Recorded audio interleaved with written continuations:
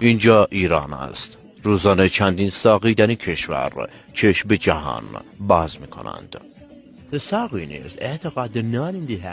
ساقیان تنها کسانی هستند که به نان حلال اعتقاد قلبی دارند.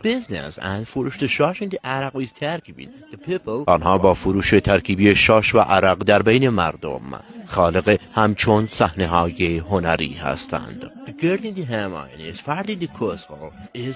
در این نوع گرد همایی کسخل‌ترین فرد سوپرستار آن جمع محسوب می شود. دانشمندان نام این اثر هنری را کسخل پارتی نامیدند و طبق تحقیقات به دست آمده تنها کسی که در این جمع عاقل به نظر می رسد الاغ گهشانس است. اینجا ایران است. روزانه چندین ساقی در این کشور چشم به جهان باز می کنند.